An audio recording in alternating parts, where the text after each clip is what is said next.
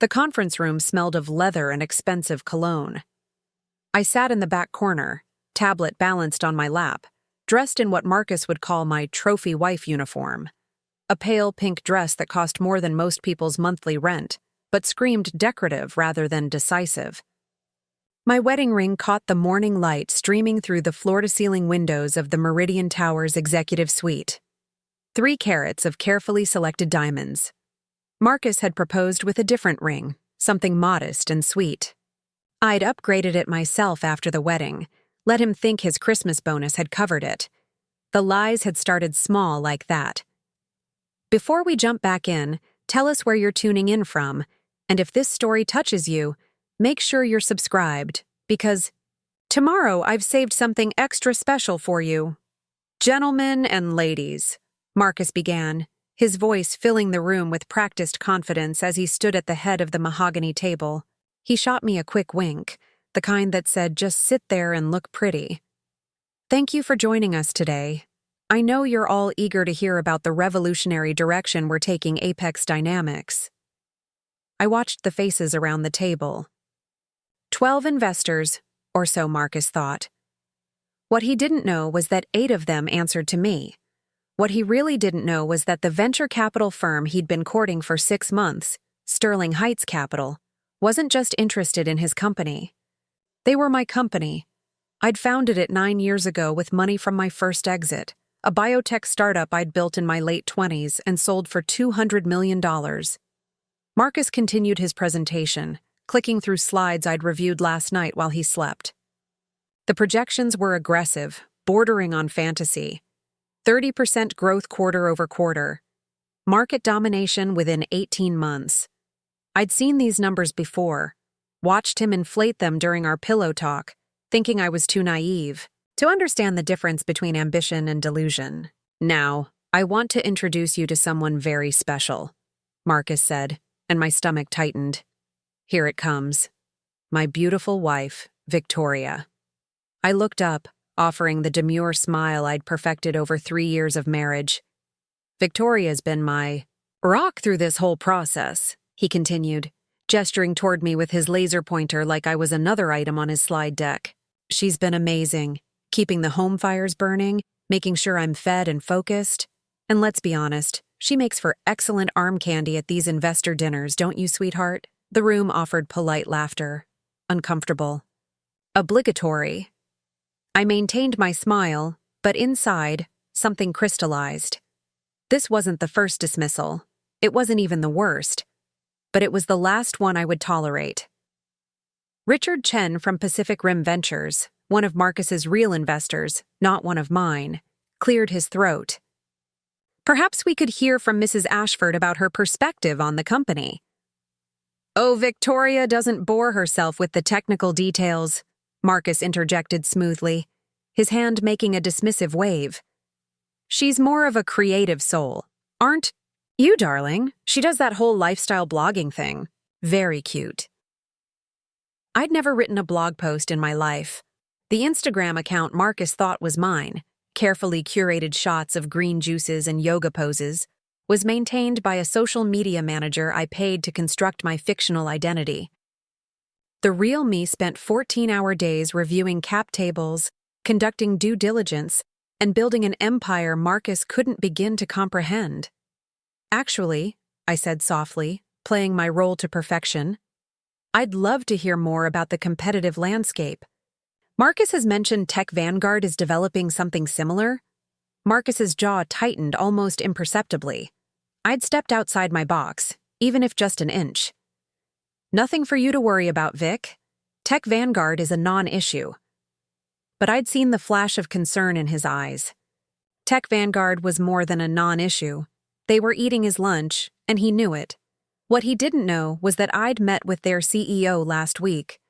What he really didn't know was that I'd already decided which company would receive Sterling Heights Capital's backing, and it wasn't Apex Dynamics. Let's move on to the financial projections, Marcus continued, eager to redirect attention away from me. I returned my gaze to my tablet, but I wasn't looking at social media or shopping websites as Marcus would assume. I was reading the live Feed from my CFO, Jennifer, who was monitoring this meeting remotely through the small camera embedded in my necklace, a gift from Marcus himself, though he'd never know its actual function. His burn rate is unsustainable, Jennifer's message read. 6 months of runway at current spending, maybe 4 if those developer salaries he promised actually materialize. I typed back with one hand hidden beneath the table. Confirmed. Prepare the decline letter for tomorrow. Preparing and narrating this story took us a lot of time, so if you are enjoying it, like this video, it means a lot to us.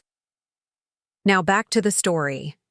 Marcus was deep into his pitch now, talking about proprietary algorithms and market disruption. His co-founder, Derek Liu, sat beside him, nodding enthusiastically. Derek was brilliant, a genuine genius with code, but completely blind to Marcus's financial mismanagement. I'd considered recruiting Derek for one of my portfolio companies, but his loyalty to Marcus was absolute. Admirable, but foolish. The key differentiator, Marcus explained, is our machine learning model. It's trained on a dataset 3 times larger than our nearest competitor. Which competitor would that be? Asked Catherine Moss, one of my plants. She ran a boutique firm I'd acquired 2 years ago, kept the original name, and used as a stalking horse. Tech Vanguard primarily, Marcus admitted. But our model is more sophisticated. I've heard rumors about their recent breakthrough, Catherine pressed, following the script we'd rehearsed. Something about real-time adaptation? How does your model compare? I watched Marcus's neck flush red above his collar. He hated being challenged, especially in front of investors, especially by women. Our model is superior in every measurable metric, he said, his tone sharpening. I can send you the technical documentation. Please do, Catherine replied coolly. The meeting continued for another 45 minutes. Marcus tap-danced around hard questions, pivoted when cornered, and generally performed the elaborate kabuki of a founder who'd convinced himself that confidence could substitute for substance. I'd seen it 1,000 times. The difference was that usually I was sitting on the other side of the table, asking the questions that mattered, exposing the weaknesses, deciding who deserved capital and who deserved rejection. As the investors began gathering their materials, Marcus approached me with a smile that didn't reach his eyes. You were very quiet today. You said you wanted me here for support, I replied, keeping my voice light and affectionate. I was supporting you. You asked about Tech Vanguard. It wasn't a question. I was curious. You've mentioned them before. He leaned closer, his cologne overwhelming. Victoria, I appreciate you taking an interest, but this isn't really your world. You asking questions just makes you look. He paused, searching for the word. Confused. These people expect a certain level of sophistication. And you think I lack it, I thought, but didn't say. Instead, I touched his arm gently. I'm sorry. I was just trying to understand what you do. His expression softened. I know, sweetheart. It's complicated stuff. How about you go pick up lunch for us? There's a great sushi place 2 blocks down. Get yourself something nice, too. I know you've been craving that salmon bowl. Dismissed. Sent on an errand like an intern. Like the help. Of course, I said, gathering my purse and tablet. The usual for you? You know me so well. He kissed. My forehead, already turning back to Richard Chen, already forgetting I existed. I made my way through the Meridian Tower's lobby, my heels clicking against Italian marble. The security guard nodded at me. Mrs. Ashford, the entrepreneur's wife, here to support her husband. What he didn't know was that I owned 18% of the building itself through a real estate investment trust I'd established in 2019. Outside, the city hummed with autumn energy. San Francisco on a crisp October morning, the fog burning off to reveal crystalline blue skies. I walked past the sushi restaurant without stopping, heading instead toward a black SUV parked at the corner. How was the show? Jennifer asked as I slid into the back seat. My CFO looked like she'd stepped out of a Forbes photo shoot. Sharp blazer, sharper intelligence behind wire-rimmed glasses. Predictable, I replied, pulling off my wedding ring and dropping it into my purse. He's going to be devastated when Sterling Heights passes.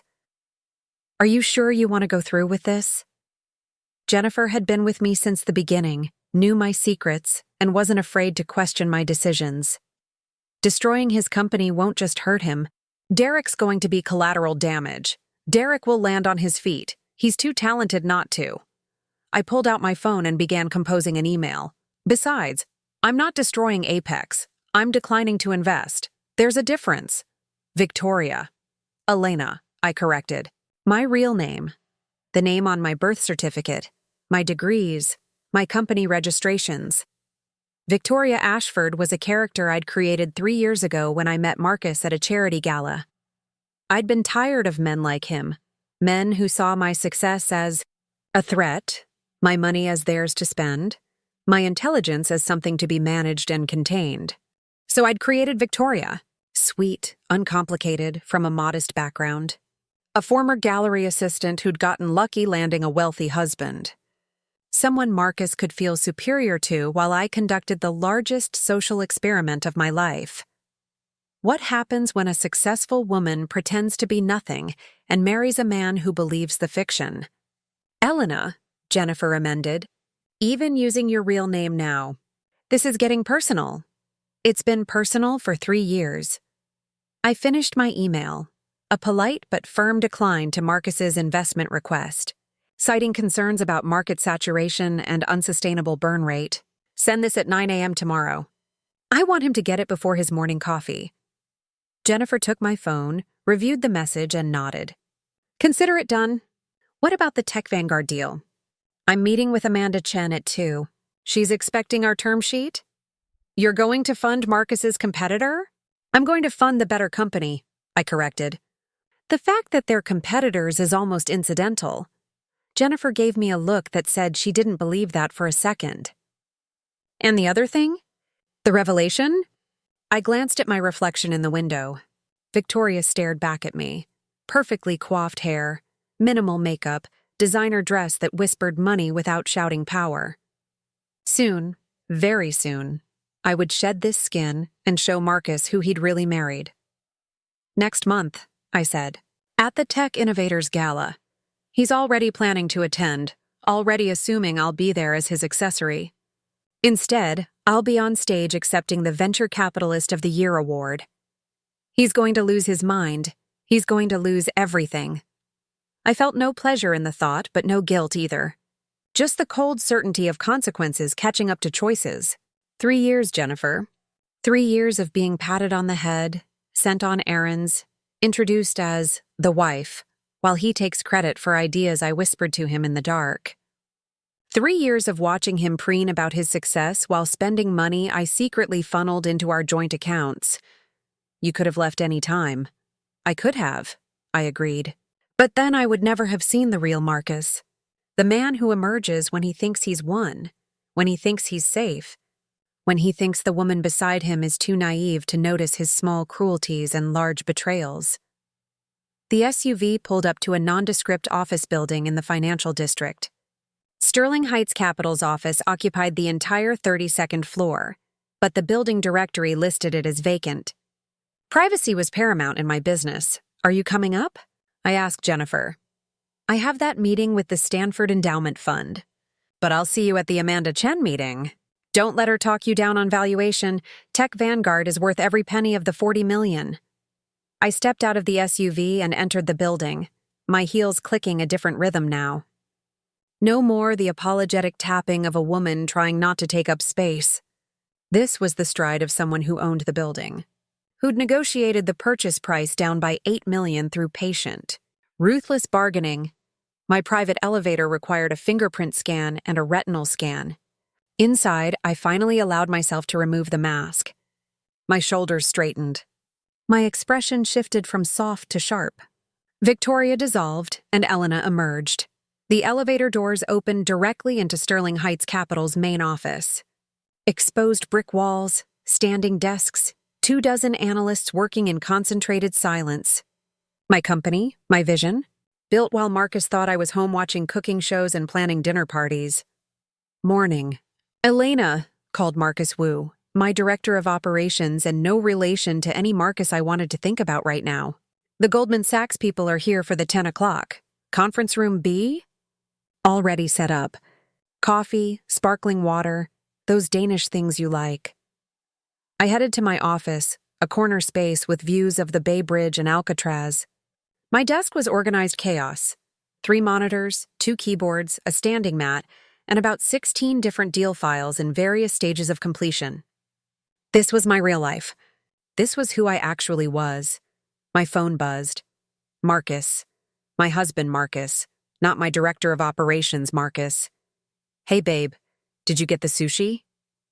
I'm starving. Also, grab some of those edamame things. I stared at the text, debating whether to respond. Victoria would respond immediately, apologizing for the delay. Elena wanted to throw the phone out the window. I compromised. On my way. Be there soon. Then I forwarded the message to my assistant, Caroline. Have sushi delivered to Meridian Tower, conference room 14B. Marcus Ashford. His usual order plus edamame. Sign the receipt V with a heart. Caroline responded immediately. Done. You're a cruel genius. I prefer thorough. I wrote back. The Goldman Sachs meeting was straightforward. They wanted to co-invest in a biotech startup I'd been courting. The company was developing a revolutionary cancer treatment, and I'd spent 6 months conducting due diligence, meeting with researchers, reviewing clinical trial data. This was what I did. This was who I was. Not arm candy. Not a trophy wife. Not a woman who needed her hand held through complicated stuff. By noon, I'd closed the Goldman deal, reviewed 3 new investment opportunities, and approved the quarterly report for Sterling Heights portfolio companies. My fund had grown to $1.8 billion under management. I'd made my investors, a carefully selected group who knew me as Elena Rostova, my maiden name, an average return of 34% annually. In the venture capital world, I was a ghost. Powerful, successful, and almost completely unknown outside a small circle of elite investors. That anonymity had been intentional. After my first big exit, I'd watched too many successful women get torn apart in the press, their decisions questioned, their appearances critiqued, their authority undermined by 1,000 small cuts. So I'd stayed in the shadows, worked through intermediaries, and built an empire that existed on paper and in results, but not in headlines. Meeting Marcus had complicated that strategy. He'd been charming at first, attentive in the way that men can be when they're trying to win you over. I'd been intrigued by the challenge. Could I have a relationship with someone who didn't know about my success? Would they love me, rather than for what I could provide? The answer had been swift and brutal. No. Marcus loved Victoria, the fiction. He tolerated Elena, the parts of my personality that leaked through, my questions about his business, my occasional opinions on strategy, my weird knowledge about things that didn't fit Victoria's backstory. Every time the real me emerged, he'd push it back down with a joke or a dismissal or a gentle condescension that felt like love, but tasted like poison. At 1:30, I left for my meeting with Amanda Chen. Tech Vanguard's office was in Palo Alto, which meant traffic, which meant time to think. Jennifer drove while I reviewed Amanda's pitch deck on my tablet. You're really going to give her the full $40 million? Jennifer asked, navigating through lunchtime congestion. Her tech is solid, her team is experienced, and her projections are conservative. Everything Marcus isn't. He's going to know it was you eventually. Good. We drove in silence for a while. Outside, the city gave way to suburbs, then to the sprawling tech campuses of Silicon Valley. Oracle's glass towers, Google's colorful buildings, Apple's spaceship headquarters in the distance. Monuments to innovation built by people who'd refused to accept limitations. Can I ask you something personal? Jennifer said, You're my CFO and my best friend. You can ask me anything. Do you still love him? The question hung in the air. Did I love Marcus? Had I ever loved him? Or had I loved the idea of being loved by someone who didn't want anything from me except company? I don't know, I admitted. I know I'm angry. I know I'm hurt. I know that every time he dismisses me, every time he pats my head and sends me to fetch lunch, I feel something inside me get a little bit colder. Maybe that was love freezing to death. Maybe it was never love at all. Just hope that this time would be different. You could still tell him the truth. And the charade. And what would that accomplish? He'd feel betrayed, manipulated. He'd never understand that he betrayed himself, that every assumption he made about me was his own projection. Men like Marcus don't learn from conversations. They learn from consequences.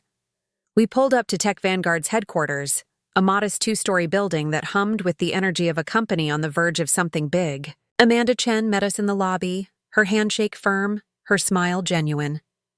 Elena, so good to see you again. Jennifer, thanks for coming. We settled into a conference room much smaller and less ostentatious than the one Marcus had occupied this morning.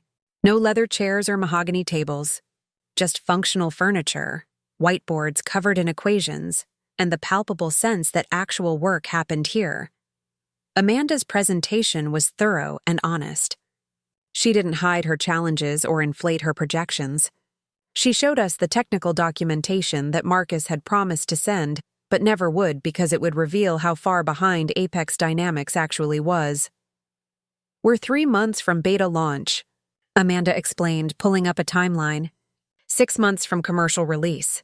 Our early testing shows a 94% accuracy rate, which is 12 points higher than the nearest competitor. Apex Dynamics claims they're ahead of you, I said. Not because I believed it, but because I wanted to hear her response. Amanda smiled. Marcus Ashford is a good salesman. He's just not a good engineer.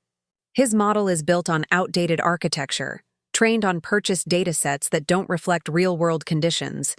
We've been building this from the ground up for 4 years. He's been trying to catch up for 18 months. How do you know his timeline? Because Derek Liu and I went to Stanford together. We still talk. And Derek is starting to see the cracks in Marcus's leadership. Interesting. Very interesting. Would Derek be open to joining Tech Vanguard? Amanda's expression grew cautious. Is that a condition of your investment? No, I'm just curious about talent acquisition. Derek is loyal to a fault, but if Apex collapses... She left the sentence unfinished. I appreciated her discretion. We spent the next 2 hours going through technical specifications, market analysis, and financial projections. Everything I saw confirmed my initial assessment. Tech Vanguard was the real deal. Amanda was the kind of founder I loved to back. Brilliant, humble, and obsessed with building something meaningful rather than something flashy. I'll have the term sheet ready by Friday, I said as we concluded. $40 million for a 20% stake, board seat for me or my designee, and the usual protective provisions. Amanda exhaled, relief and joy mixing in her expression. Elena, I can't thank you enough. This is going to change everything for us. Build something great, I replied. That's all the thanks I need. On the drive back to the city, Jennifer was quiet. Finally, she said, You're really going to be on the board of his competitor. Yes. He's going to find out eventually. Probably sooner rather than later, once the funding announcement goes public. Yes. And you're okay with that? I thought about Marcus, probably still in that conference room or back at his office, probably taking credit for ideas his team generated, probably believing that the sushi had arrived because his devoted wife had fetched it personally.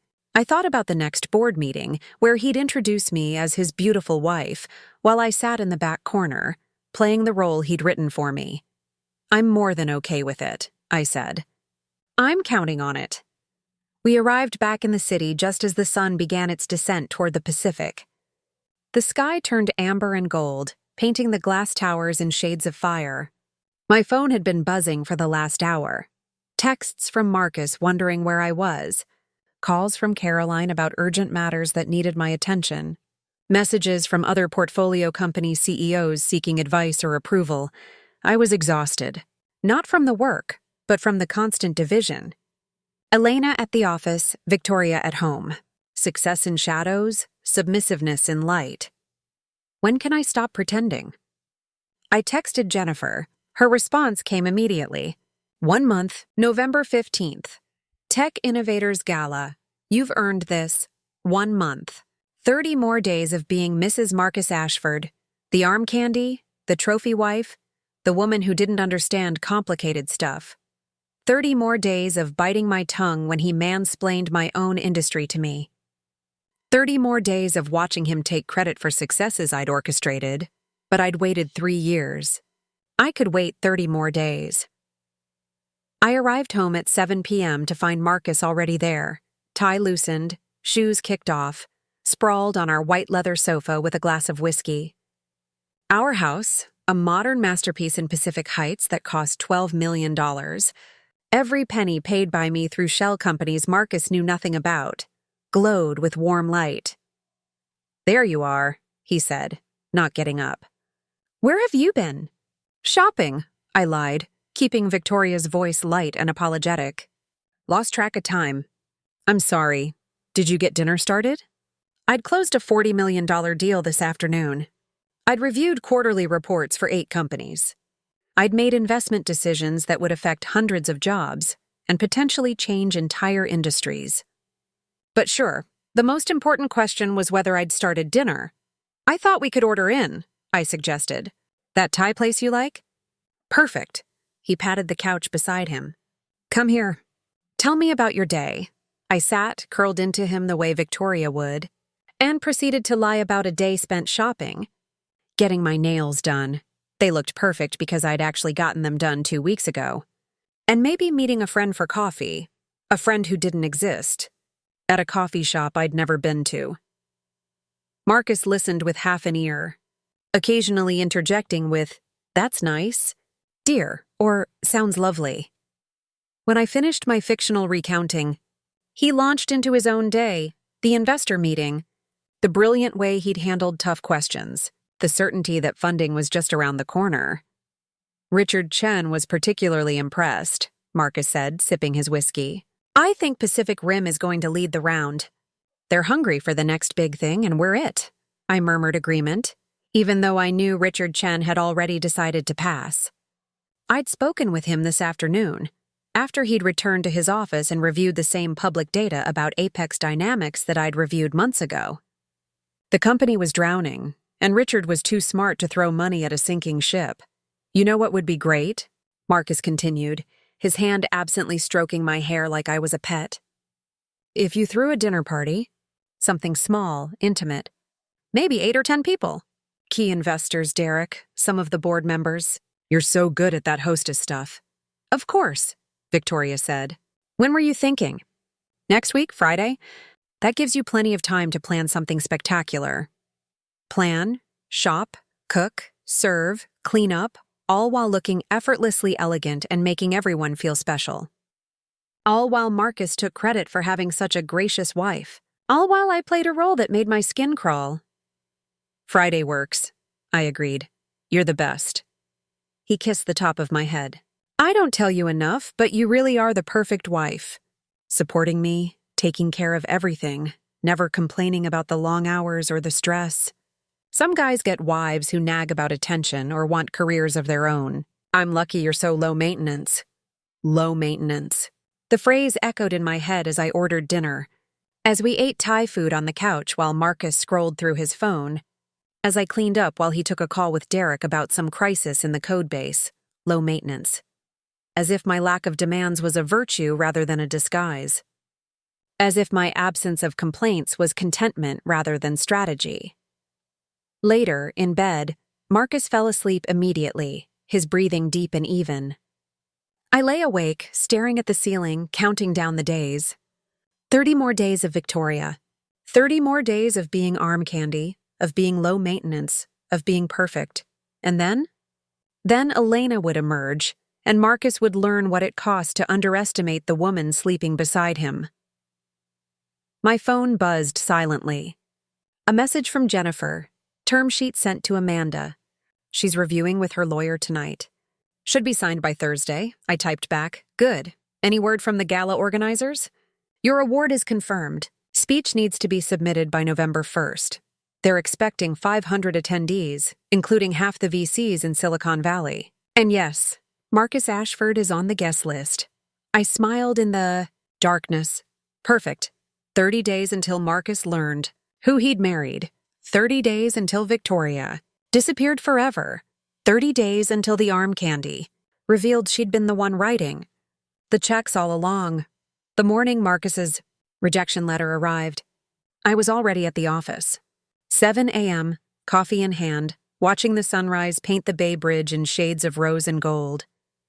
My phone sat on my desk. Marcus's calendar synced to mine so I could track his movements. At 8:47 a.m., he'd arrive at his office. At 9:02 a.m., his assistant would hand him the envelope from Sterling Heights Capital. I'd debated sending it via email, cleaner, faster, more modern. But there was something about a physical letter, printed on heavy cream stock with Sterling Heights Capital's understated letterhead, that carried more weight. More finality.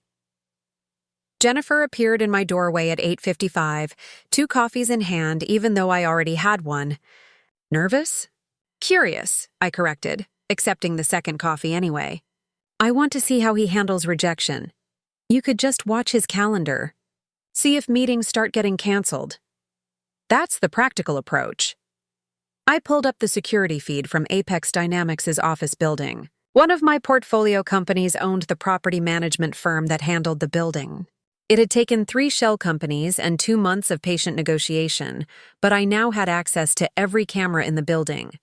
I prefer the theatrical approach. Jennifer settled into the chair across from my desk. You know this is slightly unhinged, right? Slightly, I agreed, eyes on the screen showing the lobby. There, Marcus's Tesla pulling into his reserved spot. He emerged looking confident, even cocky, briefcase in one hand, phone in the other. Probably already composing the text he'd send me later about how his day was going brilliantly. We watched him take the elevator to the 14th floor. The cameras in the hallways were grainier but sufficient. Marcus strode into Apex Dynamics' office suite with the swagger of a man who believed success was inevitable. I feel like we're watching a nature documentary, Jennifer murmured. Here we observe the male entrepreneur in his natural habitat, unaware that the predator has already struck. That's dark, I said. You're literally watching your husband via secret security cameras while waiting for him to receive a rejection letter you wrote. I'm not the dark one here. She had a point. My phone buzzed. A text from Marcus. Morning beautiful. Big day ahead. Love you. I typed back, love you too. Good luck with everything. The hypocrisy tasted bitter, but Victoria would respond. Victoria always responded with encouragement and hearts and exclamation points. At 9:03, Marcus's assistant, a sharp woman named Tracy who I'd met at exactly 2 company events, entered his office. Through the glass walls that Marcus thought made him look progressive and transparent, I watched her hand him several items. Mail probably, a folder, and there, the cream-colored envelope. Marcus opened it casually, probably expecting another piece of junk mail or a thank you note. I watched his expression shift from casual to confused to stunned. He read it once, then again. His face flushed red. And there it is, Jennifer said softly. Marcus stood abruptly, the letter crumpling in his fist. He said something to Tracy. Sharp, angry, based on her body language as she quickly retreated. Then he picked up his phone. My phone rang 5 seconds later. He's calling Victoria, not you, Jennifer noted. I answered, modulating my voice into concern. Marcus, what's wrong? Sterling Heights passed. His voice was tight, controlled rage barely restrained. They fucking passed, Victoria. Oh no. I'm so sorry, honey. What happened? They cited concerns about market saturation and burn rate. Bullshit corporate speak for, we don't believe in your vision. 6 months, Victoria. 6 months of meetings and presentations and due diligence, and they just passed. I made sympathetic noises while watching him pace in his office like a caged animal. There are other investors, right? This isn't the end. Sterling Heights was the key.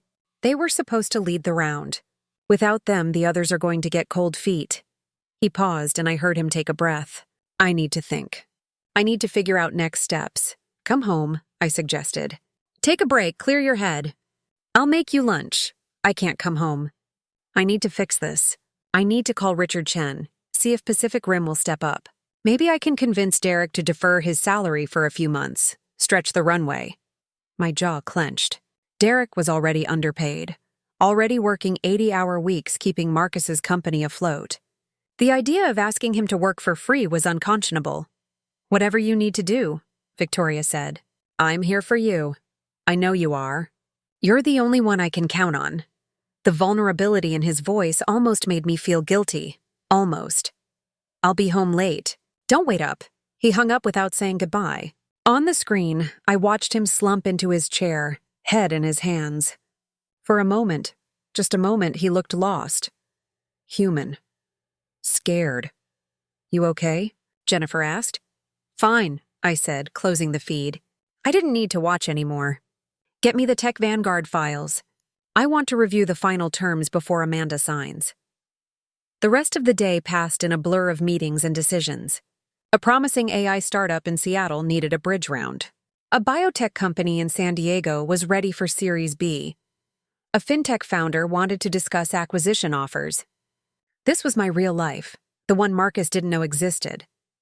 Every decision I made rippled through the tech ecosystem, affecting thousands of jobs, millions of dollars, the future trajectory of entire industries.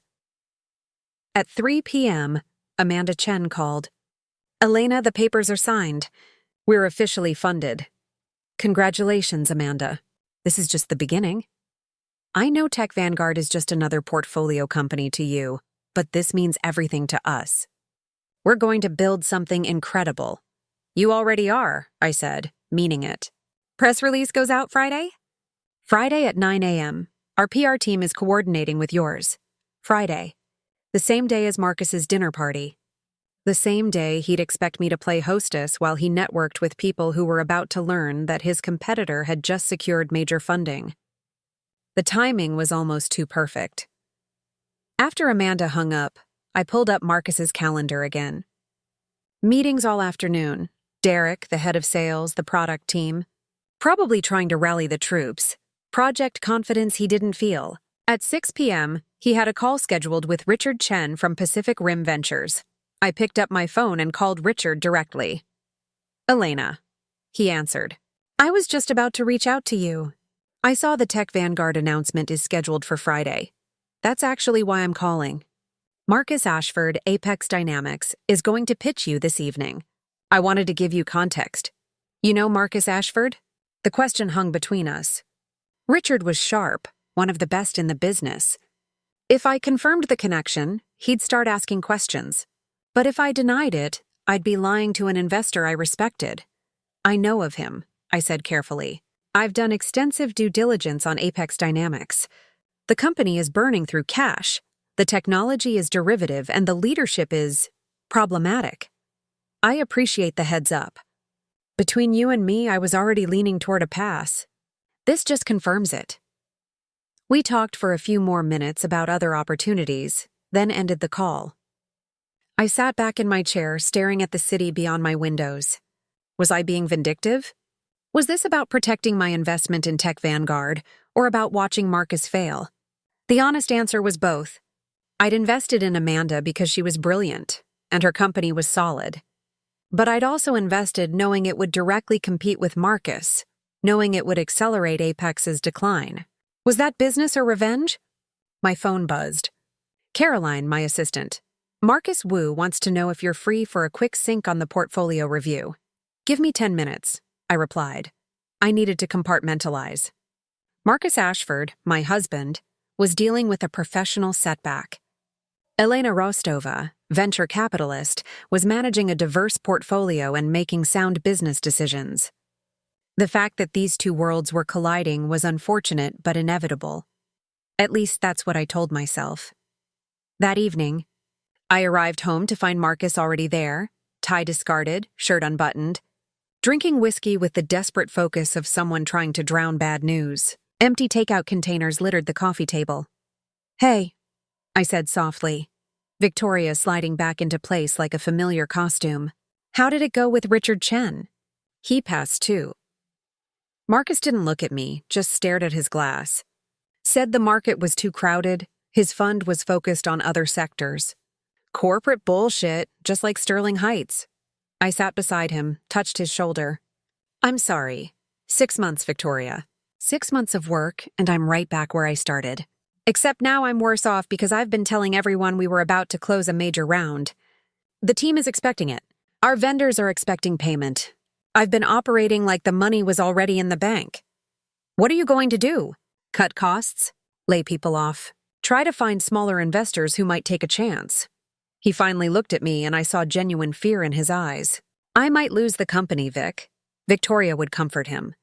Victoria would offer reassurance she didn't mean. But Elena was tired of lying. Then maybe it's time to consider alternatives, I said carefully. What alternatives? Give up? Admit defeat? I've put 3 years of my life into Apex. You could sell. Merge with someone else. Join a larger company where you'd have resources. I'm not a quitter. His voice hardened. I didn't build this company to hand it over to someone else. You didn't build it alone. You have Derek, your whole team. I don't. He cut me off. You don't understand how this works, Victoria. This is my company, my vision. Derek is a great engineer, but I'm the one who turned his code into a business. Derek's code, Marcus's business. As if the brilliance could be separated from the strategy. As if the foundation didn't matter as long as the facade looked good. I'm just trying to help, I said, letting hurt color my voice. I know. He softened, pulled me close. I'm sorry. I'm taking this out on you, and that's not fair. You've been nothing but supportive. Supportive. The word felt like a cage. I'd been supportive by being invisible, by asking no questions, by pretending I didn't notice the warning signs I'd seen from a mile away. That's not support. That's enabling. The dinner party on Friday, I said, changing the subject. Do you still want to do it? Marcus was quiet for a moment, thinking. Actually, yes. More than ever. I need to show strength, show that Apex is still a force. We'll invite key people. I'll announce we're taking a different approach to funding. Frame it as a strategic decision rather than a rejection. And if people ask specific questions, you'll handle it. He kissed my forehead. You're amazing at that social stuff, keeping conversations light, making everyone feel comfortable. I'll handle the business talk, you handle the ambiance. Ambiance. As if throwing a dinner party was about matching napkins to placemats rather than managing delicate political dynamics between competitive founders and skeptical investors. Of course, Victoria said. I'll make it perfect. The next 3 days were a carefully orchestrated ballet. During the day, I was Elena, meeting with portfolio companies, reviewing financial statements, preparing for the Tech Vanguard announcement. At night, I was Victoria, planning menus, selecting wines, arranging flowers, playing the role of the devoted wife, preparing to help her husband save face. Thursday afternoon, Derek showed up at our house unannounced. I answered the door in yoga pants and an oversized sweater, my Victoria costume for working from home days that weren't actually home days at all. Derek, hi. Marcus isn't here, I know. I wanted to talk to you, actually. He looked uncomfortable, shifting his weight from foot to foot. Can I come in? I hesitated, then stepped aside. Derek had always been kind to me, one of the few people in Marcus's orbit who treated Victoria like a human being rather than a decorative object. We settled in the living room, and I offered him coffee, which he refused. Victoria, I need to ask you something, and I need you to be honest with me. Derek leaned forward, elbows on his knees. How bad is it? Financially, I mean, with Marcus. Why are you asking me? Because you're his wife. You see the bills, the credit card statements, and because... He paused, choosing his words carefully. Because I've noticed things. The way Marcus talks about money doesn't match up with how you guys live. This house, your cars, the vacations he mentions, none of it makes sense on his salary. My heart rate accelerated. This was dangerous territory. I don't really handle our finances. Marcus takes care of all that. Come on, Victoria. You're smarter than you pretend to be. I've seen it in the questions you ask, the way you listen when Marcus talks about business. You notice things. I stared at Derek, reassessing him. He was more observant than I'd given him credit for. Loyal to Marcus, yes, but not blind. Why are you really here? I asked. Because Marcus asked me to defer my salary. 6 months, maybe longer. And I'm trying to decide if I'm bailing on a sinking ship or helping a friend through a rough patch. Derek's expression was earnest, troubled. We've been friends since college. I want to believe in him, but I also need to eat and pay rent. Has he shared the investor rejections with you? Sterling Heights and Pacific Rim, yeah. But he's spinning it like they weren't the right fit, like we're better off without them. That's not how you're reading it, is it? I had to be careful here. Derek was Marcus's friend, his co-founder. Anything I said could get back to Marcus. But Derek also deserved honesty, deserved to make an informed decision about his future. I think, I said slowly, that you should trust your instincts. If something feels off, it probably is. That's not an answer. It's the only answer I can give you. Derek studied me for a long moment. You're not what you seem, are you? The ditzy housewife thing, it's an act. I don't know what you mean. Yes, you do. He stood frustrated. You know what? Forget I asked. I'm sorry to bother you. Derek, wait. I stood too. I can't tell you what to do. But I can tell you that if someone asked me to work for free while they were driving a Tesla and living in a $12 million house, I'd have questions. He absorbed that, nodded slowly. Thanks, that's actually helpful. After he left, I stood at the window, watching his beat-up Honda disappear down the street. Derek was going to leave Apex.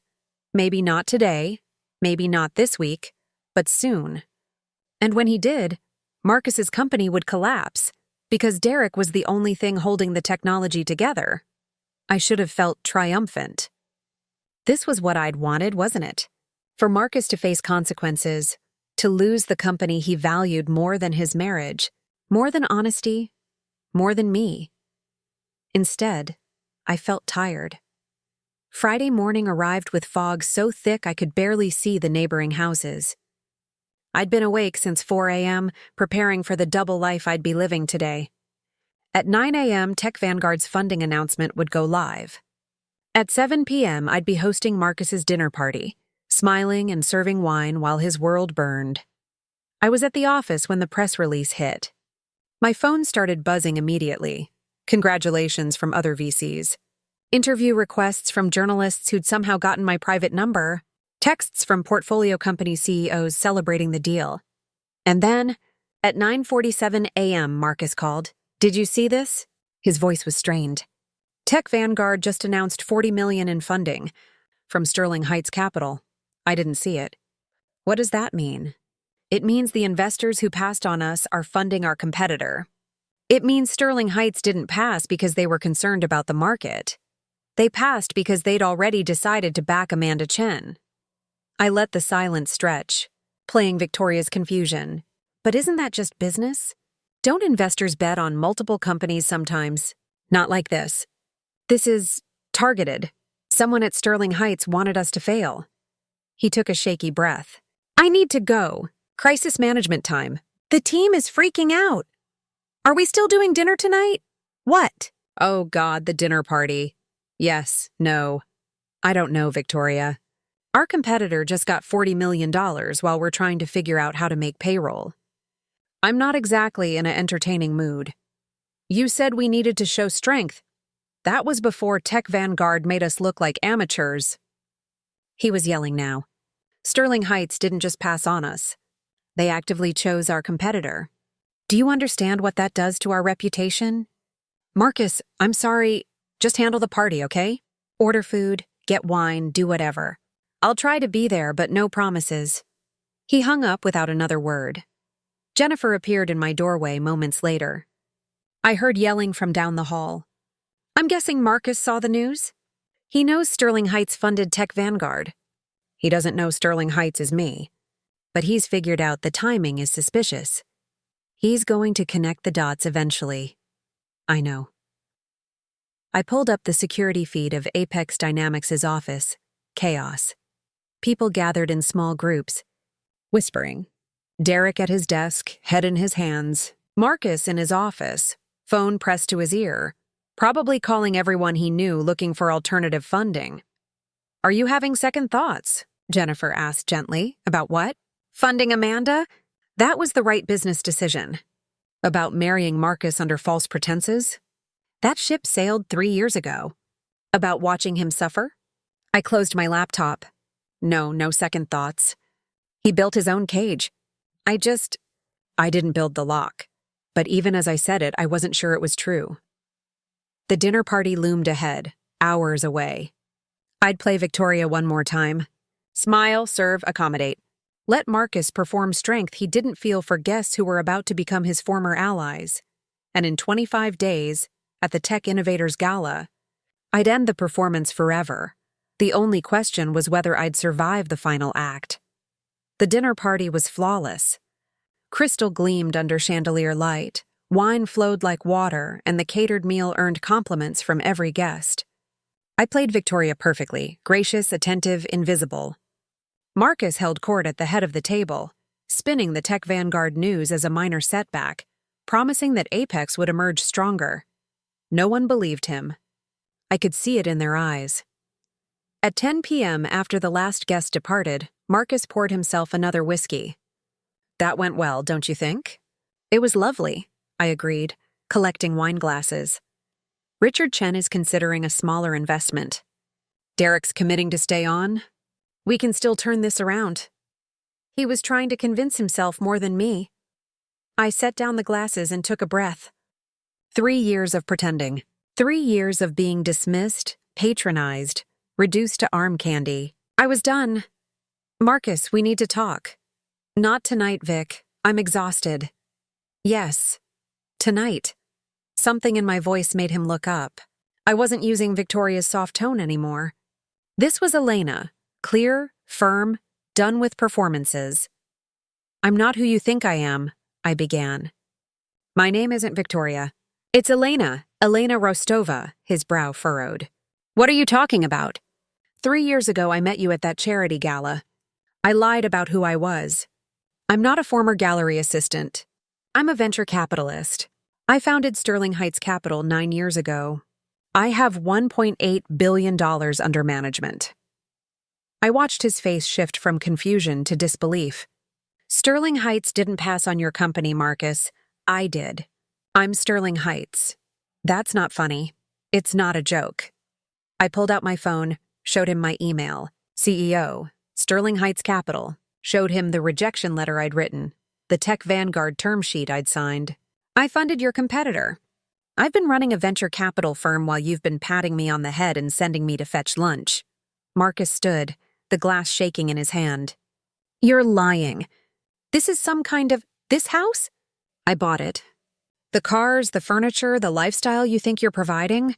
All paid for by me, through shell companies you never questioned because you were too busy believing I was too stupid to understand complicated stuff. His face went white, then red. Why? Why would you do this? Because I wanted to see if someone could love me for who I was, not what I had. So I hid it. And you know what I learned? You didn't fall in love with me, Marcus. You fell in love with someone you could feel superior to. Every time you dismissed me, every time you called me arm candy, every time you explained my own industry to me like I was a child, that was the real you. You manipulated me. You lied. I did, I agreed. And so did you. You lied about Apex's prospects. You took credit for Derek's work. You've been inflating numbers and misleading investors for months. The difference is, I lied to protect myself. You lied to protect your ego. Marcus sank back onto the couch. The investors, they're going to know. If you're Elena Rostova, everyone will know you're married to me.